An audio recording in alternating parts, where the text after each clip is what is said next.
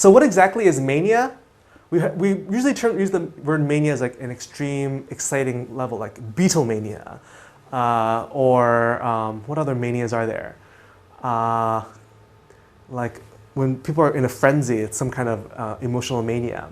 So basically, mania is an extreme level of euphoria, expansive, and people feel elation.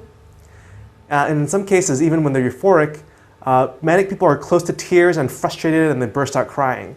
So basically, they're just so happy that they can't control their bodies, and they start crying and tearing. And it basically looks like they've gone crazy, like tearing out their hair, like people with Beatlemania back in the day. Or who is it right now that's the Beatles, like the Jonas Brothers, or when people watch Twilight and they see, what's that guy's name? Jamie Pattinson, and they just go so crazily extreme, and because they're just so exactly happy, and they feel elated, and they feel like expansive. Their mood is actually like exploding like a balloon, right? And so that's mania. And that feels like, oh, is that good or bad? It seems like an extreme version of good, a good feeling. So let me talk about some kind of thoughts, some kind of ideas that come with mania, is that usually that's accompanied by illusions of grandeur. That is to say, they have a false belief that they could accomplish anything, that they're super powerful.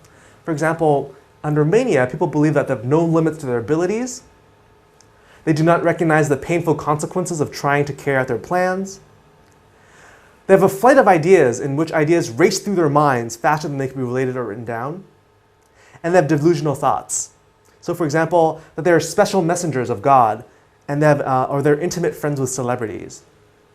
So basically, not only are these people elated, they suddenly feel like they're all powerful, that they can accomplish a lot. And so in mania, basically it's a situation when your brain is in overdrive, when a lot of thoughts come to you, and some people who have manic episodes find that they're hard to control. They find that it's difficult to write them down, record them, and they feel like they have an exploding sense of great ideas coming through them, right? And so to explain where these great ideas come from, people kind of have an increased level of self-esteem and explain it by kind of irrational ideas, like they're from God or celebrities gave it to them. So that's the illusions of grandeur. They believe that they're very important and very powerful. And they don't recognize that this is unusual. They feel like this is normal, that they're usually that smart and awesome, and that maybe that's one reason they feel so happy. They just don't believe that they could fail, and they don't understand what it means to fail.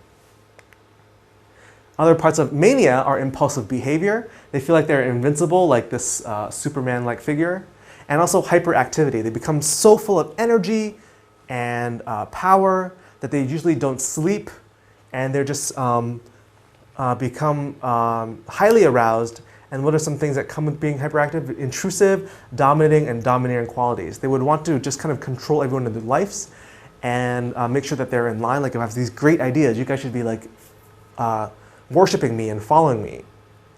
There's also the behavior that are impulsive and they can't control themselves, because if you feel like you're invincible, you're going to be more likely to take on risks. For example, compulsive gambling, reckless driving, poor financial investments, unprotected sex, recreational drug use, etc. So people don't see the consequences of their behavior, so they're more likely to spend more money and buy things. So people with manic depression usually are kind of very rich and then very poor. Some of them ideas are great, so they make a lot of money, and then they spend it all, and then just up and down, right? So impulsive behavior. And one thing about the hyperactivity is that when someone tries to stop you, they say, whoa, whoa, whoa, you have a lot of energy there, maybe you should think things through.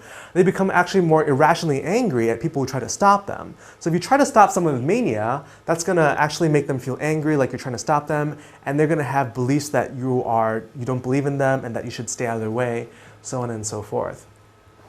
So that's the great part. So even though I say mania is like hyper happiness, there still comes with it another set of cognitive deficiencies, that it changes the way you think. You're more short-term focused. You're focused on instant pleasures and gratifications.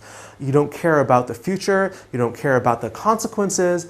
And you kind of stop thinking about other people's feelings, and you're very self-focused, right? So you don't care about hurting other people, being disruptive to the life. Like if you're married and you have bipolar disorder, during your manic episodes, then you'll just kind of spend the entire college fund and all your money, and you just disappear for days and days, and you don't kind of think of what your effect is having on other people.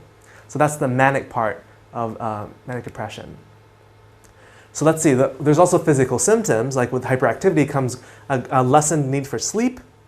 So after that, the hyperactivity leads to the opposite, which is exhaustion. So the exhaustion settles in and your mania slows down.